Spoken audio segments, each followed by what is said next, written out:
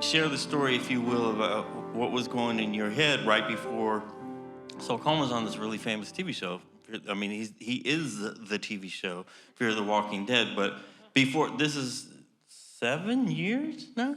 7 years going into our 8th season. That's amazing. That's amazing.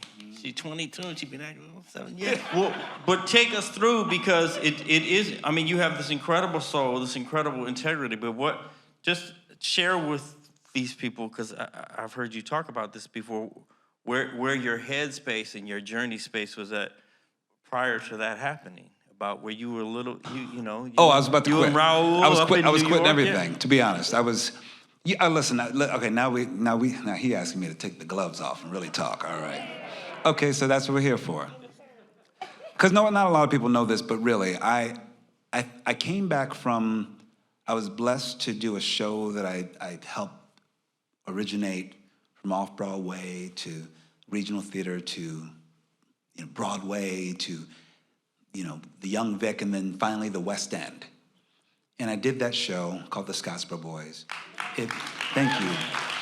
It provided so much for me as an artist. I felt like it did everything that I wanted it to do, that I wanted to do as an artist. I felt like I've created a lot, did a lot. But then I came back. I came back from London after I was there off and on for like 2 years. Came back and I was really frustrated. I had, there's other things. Like I had to let go of a manager, and then I started to really think about, I was like, what am I, I'm 52 now, so I was 42 or 43. And you start, listen, we all know that like a lot of times it's lean times as artists. You're making some good money, and then you're paying off the stuff that you didn't pay off for years, and you're just constantly in this vortex of poverty. So I came back from what I felt like was a career high, and I came back and I was going on auditions that I felt like they were breaking my soul, to be honest. I felt like I was going in for things like I'm still back at zero again. I can't move the needle on my salary ever. Everyone is like I still just got here. Am I never going to get ahead? Casting directors not seeing me for things, going into and constantly going for pilot seasons with they would do the most disrespectful shit, to be honest. Like, it's amazing the shit that we all know the actors have to go through. Like, you're sitting in a lobby and they've got signs up at ABC. I'll tell exactly where it was, where you see headshots of people who've booked, who's testing, and then there's you sitting there with nothing. And then and then you're listening to some assistant loudly, like right next over here, talking about, oh yes, we like to see that character for the character you're auditioning for. They're like bringing in other people, so you're like, okay, I just really feel like nothing. I feel like nothing.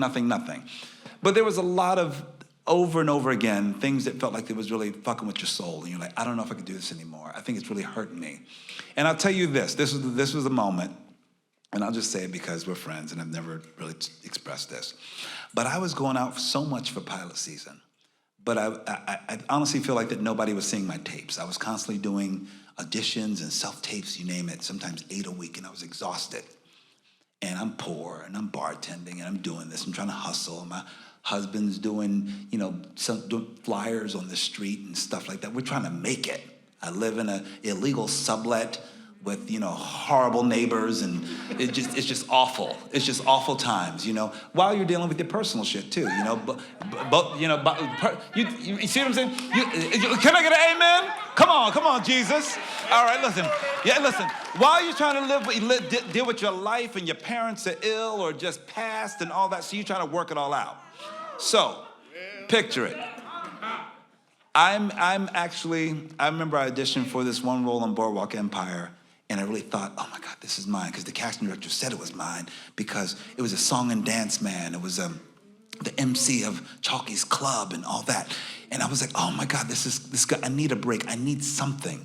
And I just got back and I'm like, I just need something to keep going. I need a yes. So my agent calls, and I'm never forget this. I was at the gym and I was like, oh my God, this is gonna be a yes. Because I auditioned for like 9 things that week. I was like, this gotta be a yes, it's gotta be a yes. And she says, Colman, yes? And she's like, we heard from Boardwalk Empire. I was like, said, the producers loved you. You know where it's going.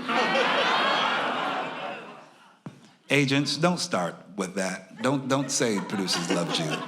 We all know what's next. I don't think Joan Spangler would ever say that to me, though. Listen, but I think that it really would be, the producers loved you, the showrunners loved you, the director loved you. But and now go back, I put myself on tape like twice in the went in, I wore a tuxedo, I sang, I danced, I learned the song, I did the tap, I did every goddamn thing I could. So I thought it was mine. Everybody loved you. But one of the researchers, not a researcher, where'd you get a researcher from? The researcher wasn't in the room, wait. Researcher, so one of the researchers noted that the hosts in those clubs at that time were light-skinned. I said, they knew what I looked like before I got here. I feel like everybody's fucking with me. I lost my mind, burst into tears in the middle of the gym, burst into tears, like heaved, like I was losing my mind. Oh my God, Colman, where are you? Where are you? I'll come to where you are. No, I can't take it anymore. I can't do it. I go over into the corner. I can't do this anymore. I think this is gonna kill me. I can't do it. I can't do it. I'll never forget that moment. I got home and I said to my husband, I said, would it be okay if I stopped doing this? I had a side business, I had tons of side hustles because I'm from Philly and that's what we do. So I had a headshot business. I'm sure it's taken many headshots in here. Thank you, Melissa Carey. Thank you. I've done many headshots. And I thought, okay, I think, what if I just kept going with my headshot business? And let me tell you something. For my friends out there who think that you don't need this, you need love at home. And somebody say, I'll do whatever you want. As long as you're happy. You can leave that. We can leave town if we need to. Great. So I said, great, that's what I'm gonna do. I'm gonna leave. And before I left, this is what happened. I was done. I started to go into my last bit of auditions that I went into. I would go in, and when I was being disrespected, I would take the sides and I wouldn't even do it like in a mean way. I would just take the sides and put them in the trash can as I walked out. I said, I don't need to go into Warner Brothers anymore. I'm good. Isn't that funny? I'm going to be working for Warner Brothers starting on Wednesday. Ain't that some shit? But I would just say, no, thank you. And I would just walk out. Because I needed more. I felt like my self-respect was waning.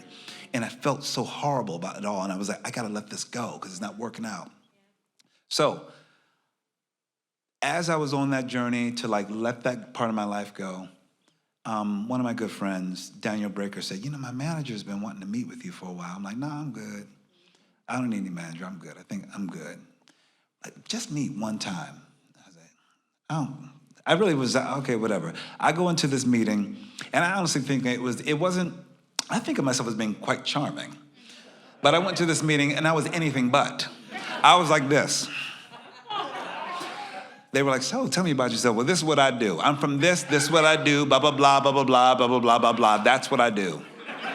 If you think you could work with me, great, fine. I could do it for 6 months and we'll see what happens. It was really I gave all fucks. Zero fucks. I was like, nope. Brian Liebman and Corey Richmond, we'd love to work with you. All right. We'd love to, all right. First thing you gotta do, we have to let that other person on your team go because that's a thing that hasn't been helping you. Okay, so I had to go in and have a breakup, and that would last 3 hours in tears, and then this other agency that I've been dancing with, again, because I was out. I was like, she was really no, they represented me for literary, and I was like, but they really wanted to represent me as an actor. When I was out, I was like, oh, we'll see.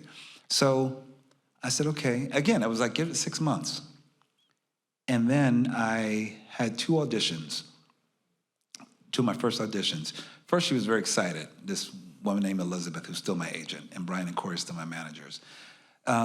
Elizabeth said, well, oh my God, there's a prequel to The Walking Dead. I'm like, I have no idea what that is. Oh, it's a show, it's an apocalyptic, blah, blah, blah. Yeah, exactly. She said, well, there's a prequel and there's a character. Oh, I think the character is perfect for you. And I really thought, this chick has no idea what I do.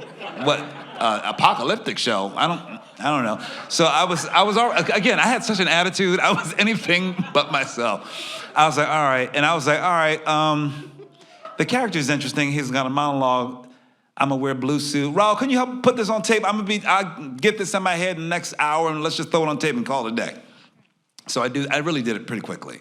And this is a great lesson, friends. I did everything I wanted to do in this audition. I was like, this is what I think it is. This is the way I think he's dressed, blah, blah, blah. Fuck it, take it. I did another audition. I was like, fuck it, take that too. And then I get a call on Thursday, and my agent says, oh my God, Colman, really good news for you. What? One of them was the Get Down with Baz Luhrmann. I said, Baz loves you, and we think you're gonna be getting an offer. I said, oh, well, that's great. It shoots in New York, it's a Get Down. Oh my God, that's really good. But there's a complication now. What's the complication? Fear the Walking Dead. What's that? The audition about the apocalyptic. I didn't know what it was. I was like, oh, okay, yeah. Now this was a self-tape. It was one self-tape. I said, okay. They said, okay, well, we'll know no more tomorrow, and we'll figure out what it is. The next day comes, and the thing that is the most unusual thing that I believe that happened to me was, you're getting an offer to be a series regular on Fear the Walking Dead. And I thought, but they didn't put me through hoops, and I didn't fly to LA and meet with all these people and what I had been doing. It was just an honest, sincere yes, and it was something that said and pulled at me, and it was a great yes. And the Get Down sort of went away because they wouldn't sort of allow both to happen, and so I went where the love and the energy was going. I said, let me do something new, and they came 100 with love, and who am I supposed to, turn that away? I'm like, they just said, you're our guy. We don't need to put you through hoops. And I thought, but also I look back at it now, to be honest, Sean, and I think, well, maybe it's because I stopped putting myself through hoops too, to be honest.